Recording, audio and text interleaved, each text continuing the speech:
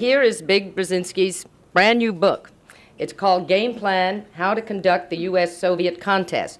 And on your tables, you'll notice some blue cards. And if any of you are interested in having a copy, CSIS will see to it. I don't know if we've cleared this with Big yet, but you promised to autograph countless books, Big. So if any of you who'd like to have an autographed copy, please sign the blue cards. But let me read you the quotes here. And the first is from President Jimmy Carter. In a provocative book, Dr. Brzezinski has used his years of unique academic, political, and diplomatic experience to bring the reader a valuable new insight into the most important international relationship of our time. And the second quote from President Richard M. Nixon. Game Plan is a hard-headed analysis of the forces moving the real world by a foremost expert on East-West affairs and is must-reading for anyone who wants to understand American-Soviet relations. And finally, I found out that President Reagan calls Big about a week ago and said he had the book and he had begun by reading pages 148 to 168. And that has to do with arms control and strategic defense, a pretty good beginning for anyone, including the President of the United States. Zbigniew Brzezinski.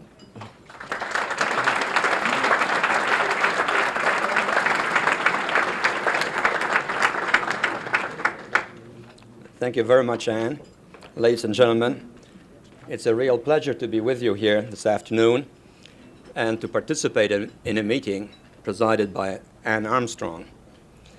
I do not wish to sound as if I was returning a compliment, but any venture over which she presides is, by its virtue, important, significant, bipartisan, and in the national interest. She epitomizes the best of the leadership that this country has to offer. So I'm delighted to be here under her stewardship.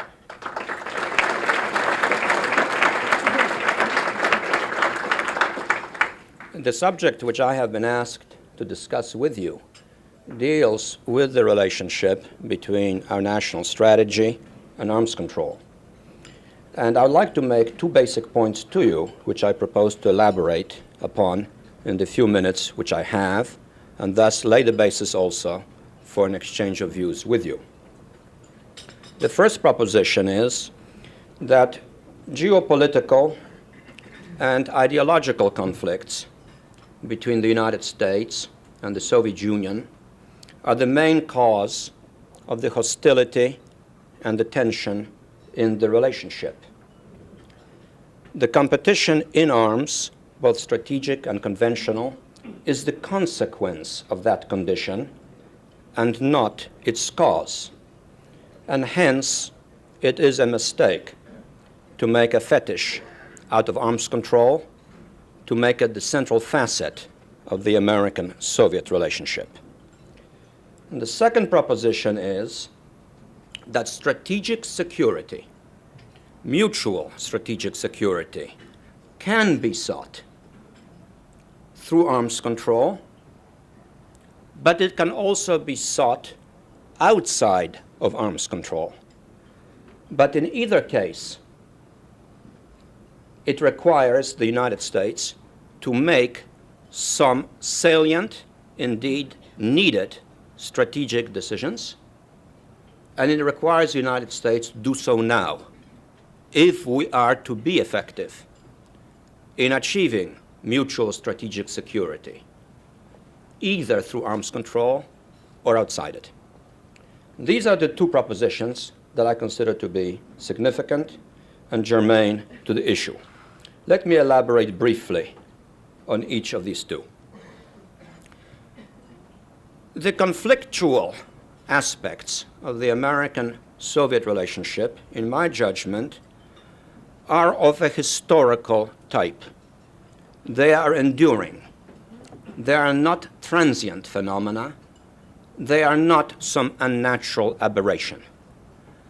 I believe that in the American psyche there is a tendency still, in spite of the 40 years duration of that conflictual relationship, to view the conflictual aspects as some form of an aberration, to be resolved either through a great act of reconciliation or, much more menacingly, through an apocalyptic confrontation.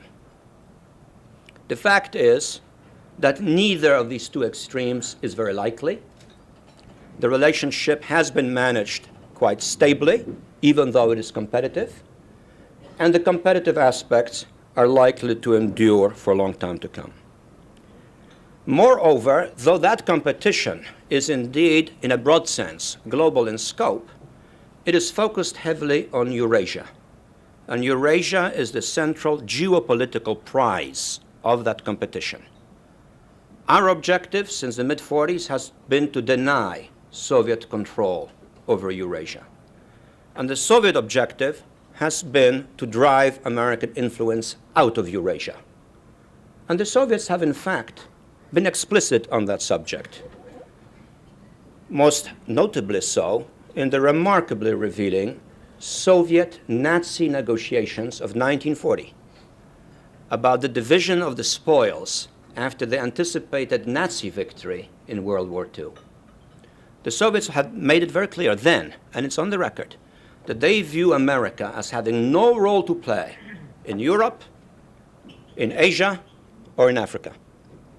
And thus the Soviet desire to gain political preponderance over Eurasia is long-standing and enduring. If we are to make progress in managing the competition, if we are to reduce its centrality in world affairs, if we are to dull its sharp edge, it follows that some progress on geopolitical issues at hand is therefore necessary. And that means that we have to focus a great deal of our effort, if our objective is to stabilize and to make less hostile the American-Soviet relationship, to reduce the scope of American-Soviet disagreement on such matters as Afghanistan, which is of central importance to the stability of Iran and Pakistan, or to what might be called the southwestern front of the American-Soviet competition. We have to make progress in stabilizing conditions in Central Europe, where political repression by Soviet-sponsored regimes is still a contribution to international tensions. And last but not least, we have to make some progress, perhaps unilaterally, but progress nonetheless, in dealing with the Central American issue before it gradually escalates into a major American-Soviet issue, which it hasn't yet, but which it contains the potential for becoming. And only if we make progress on these matters can we anticipate also that some genuine progress in arms control cumulatively would then contribute to greater stability in the American-Soviet relationship. And that brings me to the second point, which I wish to stress, namely the importance of needed decisions in the arms control area, to the necessity of biting the bullet on a number of important matters. We have to recognize, first of all, that we may be now living in an era in which it is no longer possible to reach agreements as wide-ranging as SALT I and SALT II seemed at the time to be.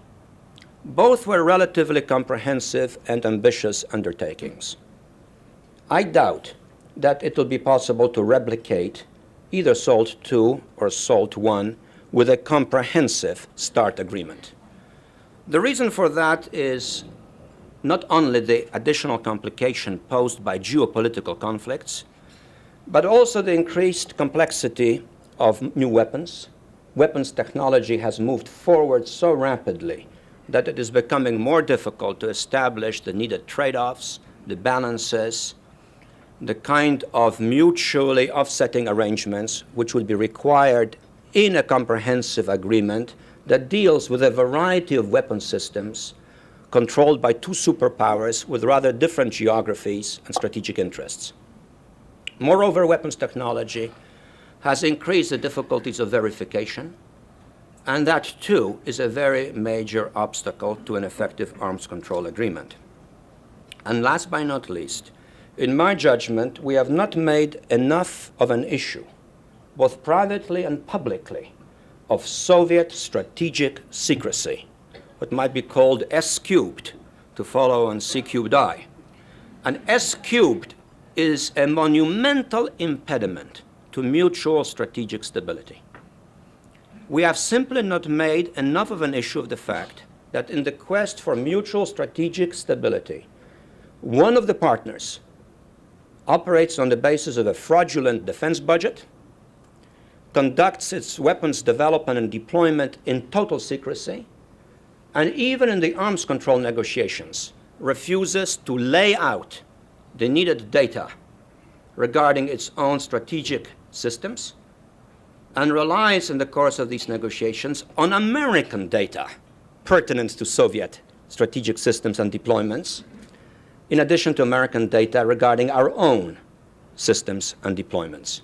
And that is a very major impediment to mutual security. It permits the Soviet Union to undertake surreptitious programs, both offensive and defensive, which are potentially destabilizing. And even if they are not, S cubed creates a condition in which our insecurity is maximized, perhaps even to an unnecessary degree, maybe even exaggeratedly so. But since we do not know, and since our life is at stake, we have a right to be concerned. And hence, much more of an issue ought to be made publicly of Soviet strategic secrecy as a fundamental impediment to stable and progressive accommodation in the arms control area. But beyond that, we need to make certain that in the arms control negotiations, if there are agreements, that they focus on what is really dangerous in the years ahead. And that pertains particularly to the deployment of increasingly effective, precise, potentially first-strike strategic systems. That is the real threat in strategic deployments, and not necessarily their numerical maximization and proliferation. And hence, in any comprehensive or limited arms control agreement, it is essential that the real reductions take place regarding those systems capable of being employed in a preemptive, precise, first-strike attack. And their number must be driven considerably below the number of likely and necessary targets in such an attack. And that has to be the focus of the negotiations, and not broad, across-the-board numerical reductions, as was by and large the case in SALT I and SALT II. And lastly, for the reasons that I have mentioned, any arms control agreement has to involve, in my judgment, on-site verification, if it is genuinely to contribute to mutual stability. Now, this, I realize, is a tall order, but precisely because of that, I do not anticipate that there will be a comprehensive new agreement. More likely, if there is progress, are limited, interim, ad hoc, highly segmented agreements focusing on this or that aspect of the arms control conundrum. I have no objection to that.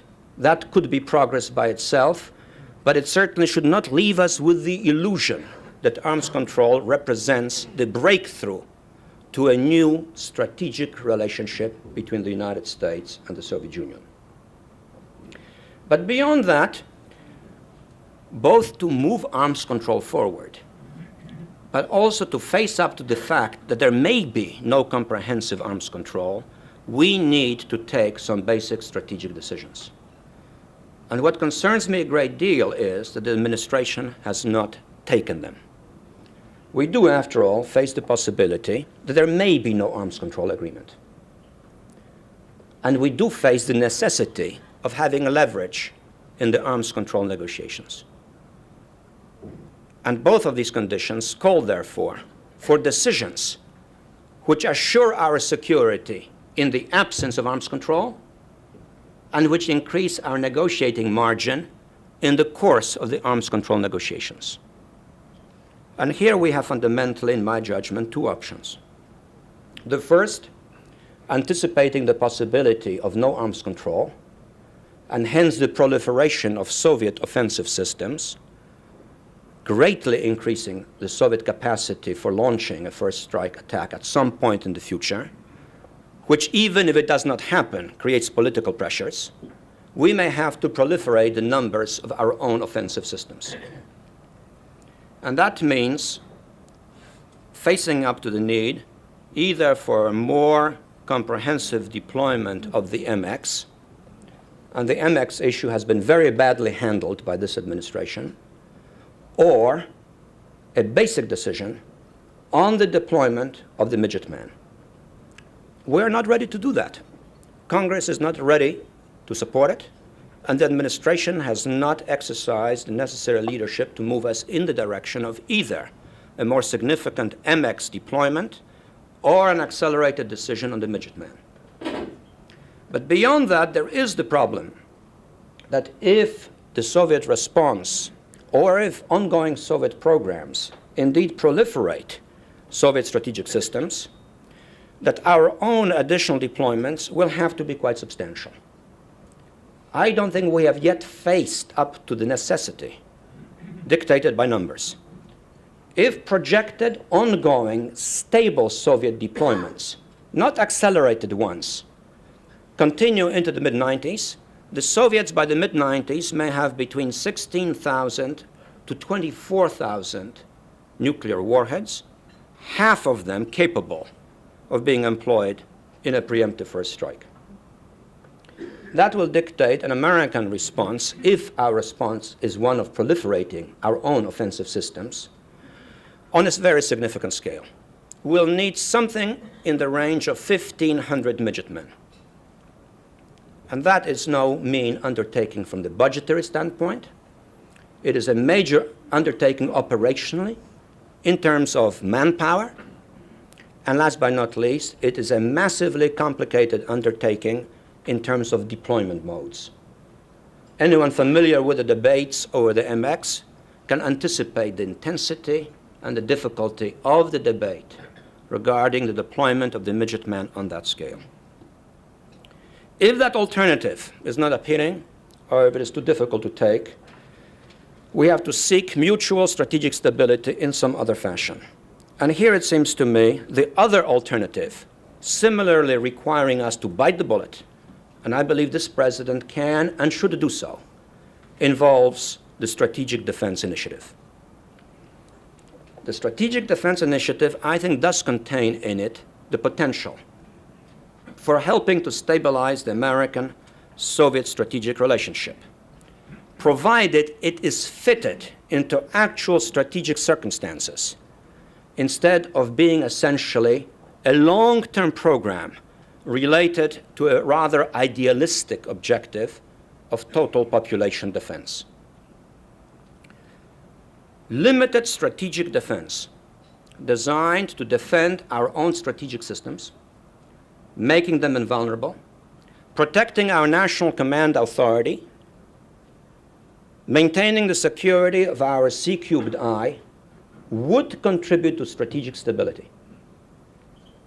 And at the same time, it would not be destabilizing internationally if it were linked with a self-imposed restraint on the American side on the number and character of further American strategic offensive deployments.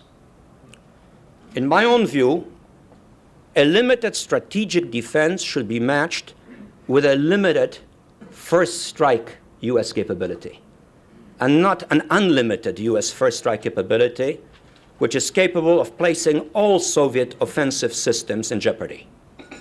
That means deliberate self-restraint in the numbers of D5s, MXs, and maybe midget men, at numbers below the number of Soviet first strike targets.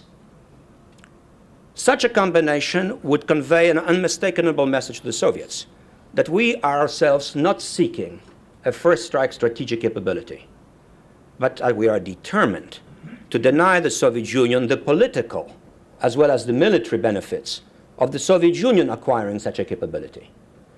A limited strategic defense, together with a limit on our own first strike strategic offensive deployments would convey that message. It may even obviate the need for a new land-based ICBM and thereby relieve us of a rather debilitating and divisive domestic debate and of enormous financial cost. There's a further benefit to this approach in my judgment. It is an approach which would put maximum pressure on the Soviet Union to come back to the first alternative, which is a genuine, comprehensive arms control agreement. We will never get a decent, stabilizing, confidence-building arms control agreement with the Soviet Union if we are not prepared to bite the bullet regarding how we assure our security in the absence of that agreement, and which at the same time enhances our ability to negotiate that agreement with the Soviets. The third alternative, a combination of defense and offense, rather than the second alternative, proliferation of new offensive systems, puts the Soviet Union under the greatest pressure to reach an arms control agreement. For if the Soviet Union chooses to compete by deploying more offensive systems, we can obviate that, and the trade-off is cost-effective by enhancing our limited strategic defense and by increasing the mix of offensive systems. We know that the Soviets moved towards the ABM Treaty only after President Nixon convinced the Soviets that he was prepared to deploy an American ABM. It was then that the Soviets reached an ABM treaty, which we wanted. I think today the time has come for us to replicate that approach in a somewhat different mode, to proceed with the deployment of limited strategic defense, and in that context to indicate to the Soviets that it is our desire to renegotiate the ABM treaty. That would send a credible message to the Soviets, and if accompanied by a self-imposed restraint on the deployment of new first-strike offensive systems, it would not communicate the message that it is our intention to seek a first-strike capability against the Soviets. I anticipate that the Soviet response to any attempt to renegotiate the ABM treaty would be most negative. But the very process of discussing it would open up the issue, would create the grounds for eventually, if necessary, abrogating the treaty, which is our right, and if our supreme national interest is invoked. And in the meantime, would engage the Soviets in a reconsideration of the nature of the strategic equilibrium. Short of that, the Soviets have no incentive either to reach a truly binding arms control agreement, nor to desist from their own ongoing strategic offensive deployments. Rhetoric alone is not going to change the course of this momentum. It has to be altered by deliberate strategy. And that, in my judgment, is the critical juncture between arms control and our national strategy. Thank you.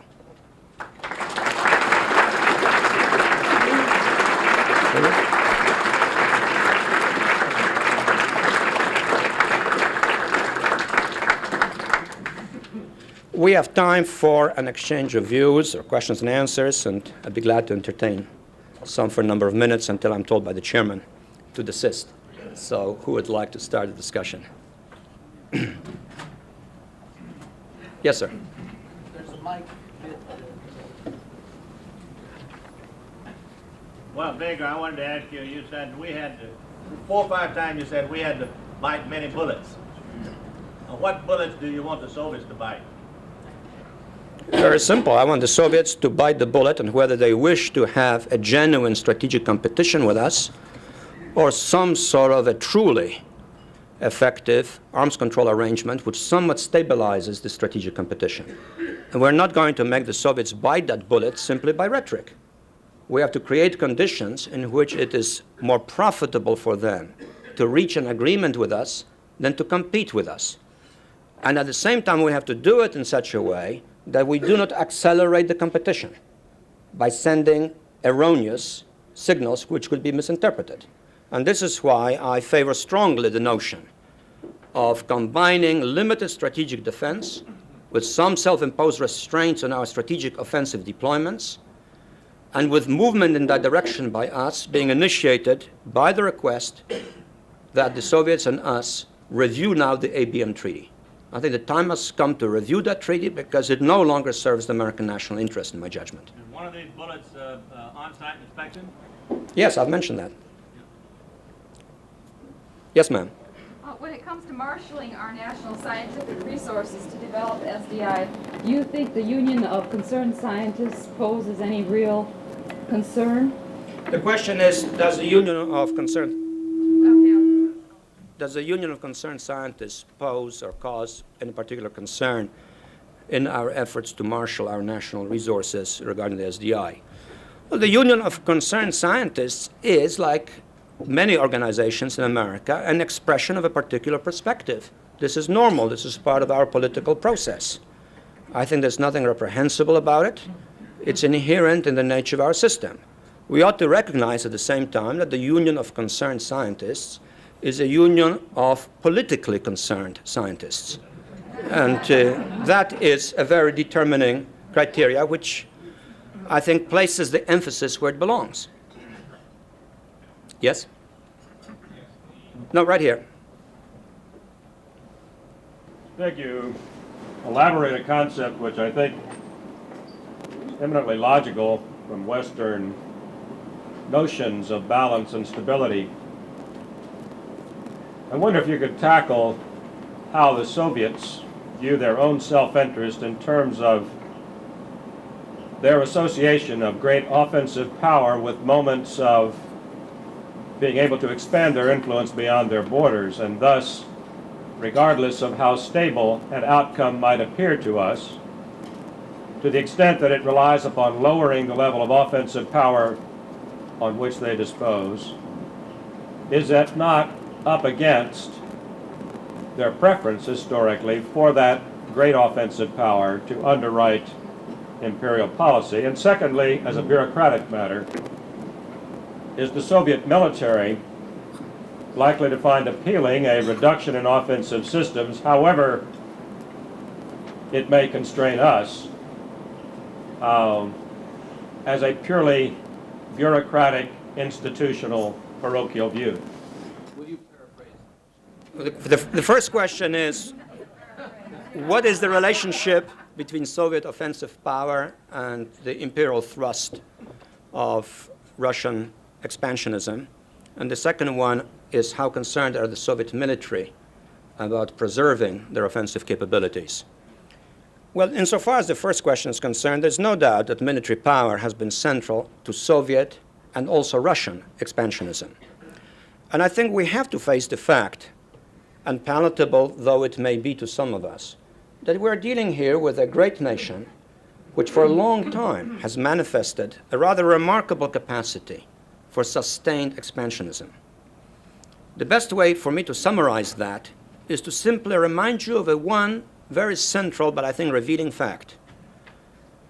The Russian Empire has expanded now for 250 years at a rate of 1 Vermont per year.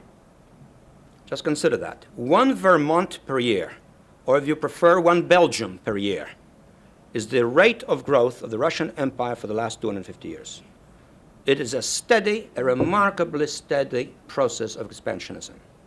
Now, in that expansion, military power has been important, but unlike some other imperial systems, and particularly unlike the German Empire, military power has always been used prudently. I can only think of one example in modern history in the last, let's say, several decades, or maybe even 100 years, in which Russian power or Soviet power was used imprudently. And that was in the Cuban Missile Adventure. Other than that, it's always used very prudently, by probing, by pushing, by expanding gradually, but never by pushing so hard as to precipitate a direct confrontation with a powerful enemy. And that, I think, indicates that we should be prudent, restrained as well, but also firm in offsetting that military power. And if we do, then I am confident, and this takes us beyond the range of the subject which I was asked to discuss, that we can historically prevail in the competition with the Soviets. For outside the military domain, the Soviet Union is not a rival of the United States. It has lost the ideological competition, it has lost the economic competition, it has lost the social-cultural competition. In every one of these three aspects, the Soviet Union is simply non-competitive. And therefore, our central task has to be to maintain an effective, credible equilibrium in military power, which reduces the Soviet capacity to use military power for politically offensive expansion. And as far as the Soviet military are concerned, of course, they emphasize the importance of offensive capacities. But I don't think we should associate Soviet military doctrine with a somewhat one-sided and largely American version of mutual assured destruction. Soviet and Russian military doctrine has traditionally also stressed defensive aspects. This is why, for example, Russian artillery has always excelled. Indeed, the Russian case for defensive strategic systems made in the 1960s is a case which can be applied very effectively to President Reagan's strategic defense. And I think it is pertinent. And hence, once the Soviets become convinced that by a judicious mix of strategically offensive and defensive systems, we are determined to maintain an equilibrium, but we are not reaching out for a decisive first strike advantage, the Soviets may conclude that their interests will be better served by some accommodation, either tacitly or by agreement, rather than by continuing, spiraling, and increasingly costly competition. May I suggest that those of you in the back half of the room might want to come to the microphone, which is positioned here in the middle of the room. Those in the front half, Dr. Brzezinski can paraphrase and summarize so that we can all hear both the question and the answer. Have you seen any significant evidence of changes in Soviet military or foreign policy since Gorbachev took office? Have I seen any significant change in Soviet military or political policy since Gorbachev took office? In the military, I would say no, because by and large, military commitments tend to be long-term ones. The lead times are prolonged.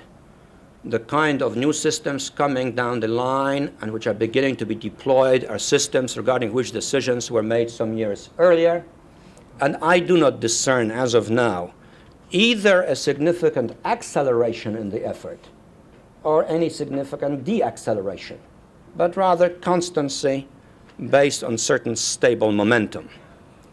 As far as the political aspects are concerned, what strikes me about Gorbachev's foreign policy till now is its largely theatrical flavor.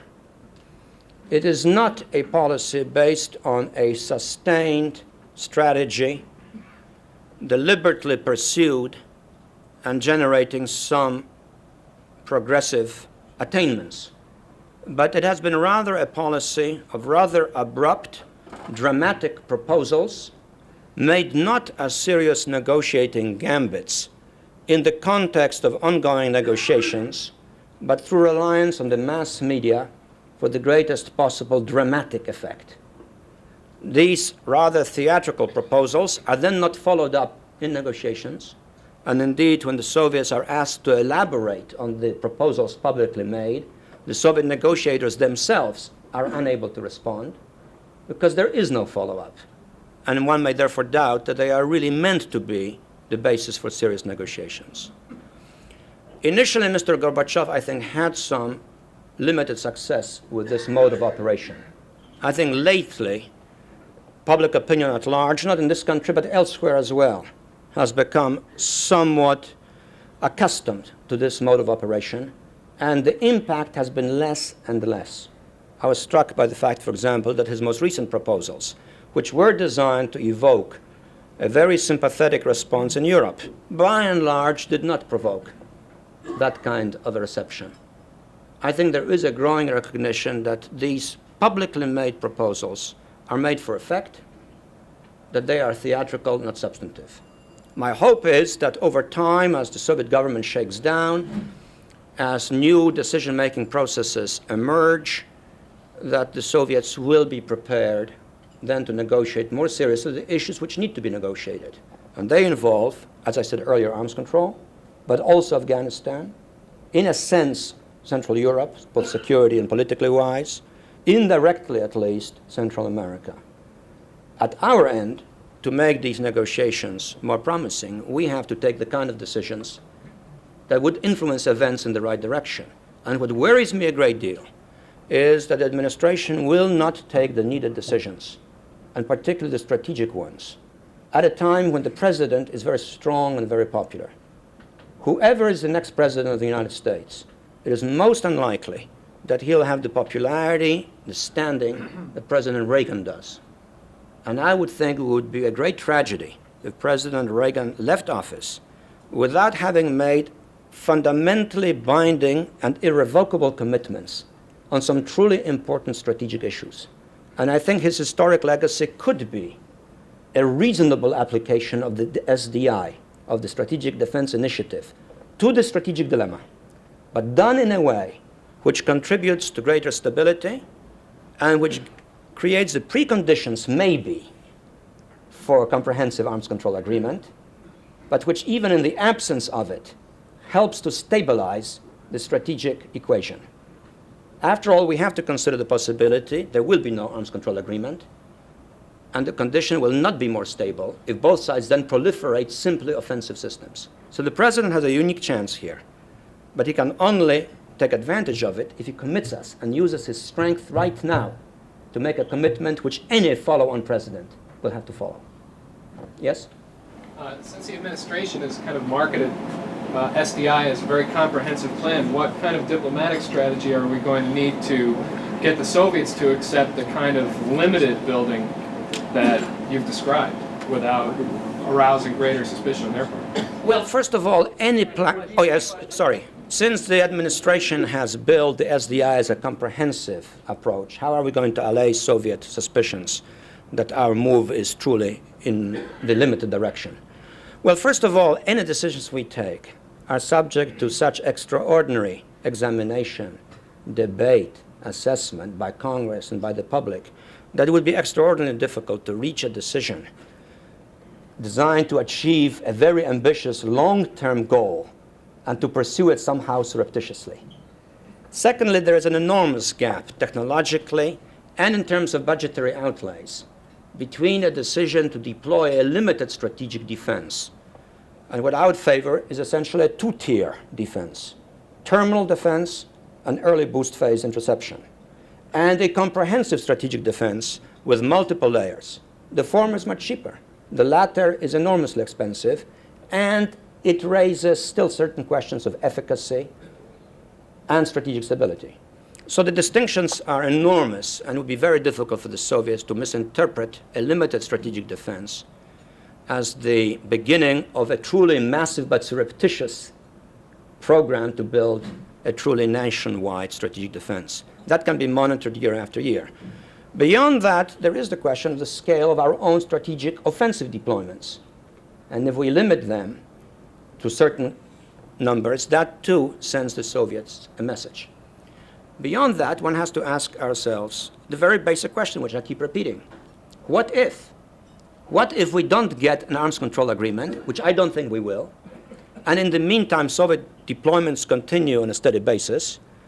What do we then do? We either have to do what I'm advocating or go ahead with new offensive systems in large numbers, costly to deploy, very divisive regarding deployment, and certainly not reassuring to the Soviets either. So in fact, I think political logic, political necessity drives us towards a kind of program which I'd advocate, and I think this president is better positioned than most to move and to take us in that direction. I think I'm told this is, well, all right, this is the last question. Yes, sir. Apropos the kind of dramatic role that you have described Gorbachev as playing, could you say something about how you see the Europeans fitting into this kind of dual program of arms control and strategic defense? Did you all hear the question? No. How do the Europeans fit into this kind of a program which I have laid out? I think that European public opinion would initially be divided, critical, but I think not immune to persuasion. The Europeans have already shifted considerably their attitude regarding the SDI in general, with a number of European countries signaling their interest in participation. Some European defense specialists, including some at a ministerial level in some major European countries, have started talking about a European ATM, anti-tactical missile system, which could be coupled to an SDI. So that European public opinion is subject to evolution. I think a great deal depends on how such an approach would be presented, the sequence through which it will be taken in its evolution from initially a programmatic outline to actual implementation. A great deal depends also on how the negotiations with the Soviets on the revision of the ABM treaty are cast. We have to anticipate a massive negative Soviet reaction. But I think that if over time we can convey credibly the message that our objective is not to gain strategic invulnerability for a first strike advantage over the Soviet Union, but what I would call mutual strategic security. And I repeat, mutual strategic security. That is to say, a strategic deployment which does not pose the threat of a first strike attack on the Soviet Union, and a strategic defense which denies the Soviet Union that capacity, then I think over time we would gain considerable support, much more so than the alternatives. And what are the alternatives? Either to become progressively more vulnerable while negotiating ad infinitum with the Soviets, or to move to a very rapid crash expansion of our own strategic offensive forces, which also will produce a lot of concern and dismay. But again, this can only be done if the president wishes and is ready to bite the bullet. And I think if he does, he could generate, over time, a great deal of bipartisan support. And that could be a very major monument. That could be a very major, significant aspect of his historical legacy. Thank you.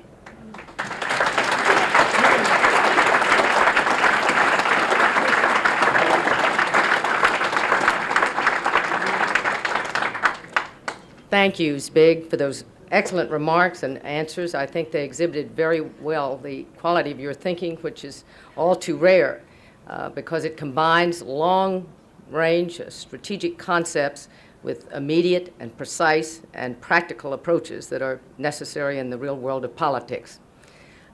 We will have a break now, and at 2:30 we will reconvene in the study groups, which will be held on the 3rd floor. Thank you all so much.